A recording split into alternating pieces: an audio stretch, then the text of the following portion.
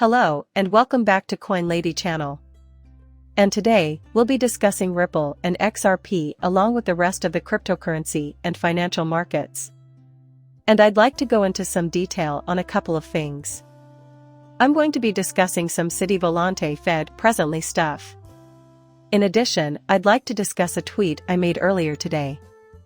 I have already stated my conviction that the world's monetary system would eventually shift away from the use of reserve currencies.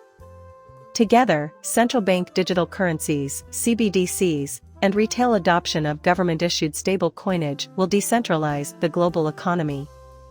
CBDCs, in my opinion, will mainly serve wholesalers and banks, while stable coins will be consumer-focused. Consumers will likely be unaware of CBDCs.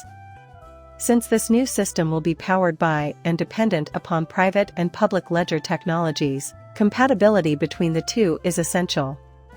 However, intermediate currencies will be required in any case. Reserve currencies will become obsolete, and nations will be responsible for managing their own economies going forward. The United States may destroy its economy if it so chooses, but no other country should be forced to bear the burden. The dystopian implications of CBDCs and the new system get a lot of attention, but there is another possibility. There will inevitably be CBDCs. The new method, however, allows for both CDC/stable coins and digital currencies to exist side by side. Whilst the elites are doing trials/experiments to bring about this systemic transformation, I have been hyper-focused on. The following are our downfalls. Other cryptocurrencies of the coming period include XRP, SDC, XL, MQ, and Casper's H-bar. But these are the primary ones I'm considering right now. The system is where our attention lies, after all. Why am I even bringing up XRP? That much? For what reason is XRP being promoted here? Is it because XRP has been, in terms of an all-time high, flying under the radar for the past 2,000 plus days? No. Is it because of the money I'm getting? Not at all. I am not being compensated in any way by Ripple or XRP for making this statement. Is it because I'm trying to increase my bag count? That seems to be the prevailing theory on YouTube. No, I couldn't care less if the price of XRP is $1, $2, $3, $4, or $5. For tomorrow, I plan to aim for a significantly higher XRP price. Because I think the price of XRP will go much higher in the future, I have a stash of the cryptocurrency that I have no intention of ever parting with. I could care less if it's 3 digits or 4 digits. Because of this new structure, I anticipate that XRP will rise to substantially greater levels. In my opinion, XRP will be put to use in a way that exceeds current expectations. I'd rather be wrong about this than be right and sell XRP for $1 or $2 and then see it rise to $50 or $100, so if I'm wrong, so be it. Sometime in the future. This, however, does not preclude the possibility of making a profit. That doesn't prove that we'll become filthy rich and sit on our XRP for decades. I disagree and think we should keep a close eye on our investments at all times. Why then, as we examine this new system, do I bring up XRP constantly? This is due to the fact that Ripple is putting XRP to use in a way that most individuals couldn't possibly imagine on their own. So, if I'm looking at this correctly, Ripple is using XRP in a variety of financial applications, including as a bridge currency. Ripple has launched the CBDC platform, which includes stable currency. As we look towards XRP settling billions of dollars, I think it will underpin us, not simply as a bridge currency. The amount of money that could be settled with XRP means that a floor model for its value will be constructed at some point in the future, ensuring that its value will only increase. All of this is just conjecture at this point. But I think the CBDC platform that Ripple has built is quite big deal. 1 year has passed since Ripple first introduced their CBDC solution and private ledger. Financial inclusion is a key benefit. They make banking services more accessible to those in poor nations who are traditionally excluded from them. Sorry to break it to you, but CBDCs also fuel creativity and originality. Throughout the entire process of creating a digital currency, they make it possible for governments and central banks to adjust their monetary plans. Where will the CBDCs be going next? The CBC platform continues to see improved Ripple. In almost every case, the IMF is mentioned or discussed, and future plans are outlined, which is consistent with our knowledge. They cover every stage of CBDC's existence. The ledger system was also discussed between the two parties. The world's unbanked have a rare opportunity thanks to CBDCs, according to this remark. More than 20 countries and central banks are in discussions with Ripple regarding CBC initiatives, making CBDCs a rare opportunity for the world's unbanked population to obtain easy access to financial services. The improvements to the CBDC platform that were just announced are primed to increase global creativity, acceptance, and revolutionary use cases.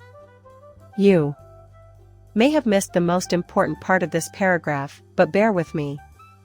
More than 20 governments and central banks have had preliminary discussions with Ripple about CBDC investments. Among CBDCs, Ripple is rapidly gaining favor. In my opinion, this is also highly positive for XRP. Because they plan to use XRP as a settlement asset and back it with other assets. Because XRP is ideally suited for usage in payment systems and can serve as an intermediary currency. I think it's important to remember this. Does the advent of an on-demand liquidity solution necessitate Ripple, given the recent alliances that have formed around the cryptocurrency, which I believe to be incredibly optimistic for XRP? No. Just imagine if Ripple announced tomorrow that they are using XLM. Would this cause XRP to crash? At first, I wouldn't be surprised to see the price movement slow down. But I believe that the XRP ledger will be seen for more than just Ripple very soon. That's another major point I want to make about XRP. Its value is substantial not only because of the financial applications that have been built on top of the XRP ledger, but also because of the private sector applications that have been made possible by combining XRP with the Ripple network. As a result of all of this, Bitcoin is experiencing a network effect unlike any other, and many are taking notice. After all, Bitcoin has been successful thus far, and its network effects are growing rapidly as more and more people start using it. They are putting their money into Bitcoin. Okay, we got it, you guys. But I think that will be nothing compared to the future of XRP. Investigating the cooperation between Anderson's Ripple and FOMO, we discover some intriguing facts dating back to July of 2022. The Singaporean company will assist their international clientele with liquidity and treasury management on demand. Have any of you, July 29, 2022, the phone from Singapore will provide instant payment liquidity to retailers and financial institutions worldwide. This will make it possible for all transactions to be processed without the use of currency. Absolutely vast, with over 10,000 merchants and financial institutions as clients worldwide, and offering instant settlement in euros and US dollars as of December 2022 as ASCH Fast member. A first for Singapore, the country's central bank has approved a company to offer digital token services. All the contacts for our customers in this area are right here. Connect to FOMO. Connect to All, founded in 2015 for more pay as a major payment institution headquartered in Singapore, licensed by the Monetary Authority of Singapore, servicing over 10,000 clients on demand liquidity for treasury management, USD globally, settlement in Euro and USD. That's right, it was the same government agency that authorized Ripple. So, I signed up for the digital exchange at DBS Bank. DBS, the largest bank in Southeast Asia, had its CEO attend at Swell Ripple as a keynote speaker after receiving preliminary approval from MHS to provide regulated digital payment token products and services. You guys go out and have a good time, and we'll pay you to do it. We are excited to announce that FunWillPay has joined DBS Bank's digital exchange as a Singapore DPT licensee, making it possible for businesses to accept cryptocurrency payments from customers. Both fiat and cryptocurrency payments are now available through our comprehensive digital payment platform. Oh, see, it's the same old quote. In addition, the final piece of the puzzle is in place below as well, so it would appear that now is an ideal time for this type of collaboration. I also think it's possible that banks and other financial institutions would establish connections with these payment firms to facilitate instantaneous transfers of liquidity, and this is how I anticipate banks will implement instantaneous liquidity using XRP. That was Anderson's video, by the way. So, I've had that exact thought process. It's crazy how many people fail to recognize the value of collaborations like this one, which connects 10,000 retailers. You do recall that we had a little chat about Volante, right?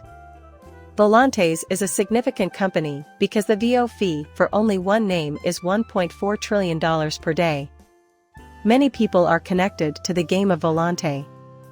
Just yesterday, I made a video in which I pointed out that they were the pioneers of both the cloud-based SEPA rapid payment process and the US RTP real-time payment transaction method.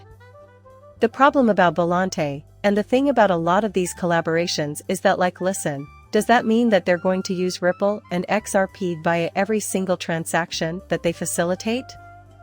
Not at all, actually. I assume that you will take into account both the player's narrative and statistical performance when evaluating him or her. When you consider their clientele, you'll see that they attract a sizable crowd. If you go to their webpage and scroll down, you will discover that they are trusted by over 150 different financial institutions all over the world. These are not random consumers. The banks listed here are among the largest in the world. Fin banks include Citi, Mellon, Goldman Sachs, and Wells Fargo. These are household names, and they are changing the face of financial transactions. 4 of the top 10 banks in Mexico are Volante customers, as can be seen in the list provided. There are 4 of the world's top 5 corporate banks that use Volante. In the United States, Volante powers 66% of all commercial deposits. Volante payments as a service shortens the launch window by 60%. The thing that makes me confident is that, sure, Ripple is exposed to Volante. Ripple's exposed to Fin. Many large companies, from Volante to, yes, even Anderson and Singapore, have given the Nostra Ripple access to our 3 Ripples. What really bothers Bosch is that the names Trang Lo and other partnerships involved are associated with substantial parts of the international monetary system and payment channels. This is how I imagine the future will work: hundreds of thousands of financial institutions all linked together in a domino effect. Injecting partnerships into FOMO, or names like Volante or Trang Lo, and having rapid access to thousands of banks, is the best way to topple the monopoly system. It's easier to link to one that connects to hundreds or thousands of banks, as Quant CEO Gilbert Verdian put it, than to go out and advertise yourself to those hundreds or thousands of banks individually. It takes a lot of time. Now picture a universe where Swift is actually using Ripple technology. There are 11,000 banks in the world. Rippling effect instantly upon exposure. Think about how much time it would take Ripple to advertise to 11,000 people. The whole operation is simplified by this. That's why I appreciate that you give attention to these issues. That's why it's important to observe current events. Since Ripple is connected to so many influential people in the financial world, I've been paying a lot of attention to their progress. Finally, I wish you all a good time watching this film. I'm aware that there wasn't a wealth of data. However, since this is an area that I've been concentrating on intensely, I thought we could just briefly discuss a few intriguing developments in the field. It's consistent with the notion that certain established figures inside the new system will emerge as pivotal figures. In my opinion, Ripple has emerged as a major participant in the CDC ecosystem. That's what I keep telling myself pretty much the whole time. The value-based internet must develop at some point, right? For a long time now, Ripple has been a major contender in the Internet of Value. They pioneered the introduction of cryptocurrency to the Internet of Value and beyond, including the traditional financial institutions that had previously ignored it. And now we can see it for ourselves. Tokenization, digitization, all things considered, I really hope you enjoyed this video, and if you did, please like and subscribe my channel. See you later, bye.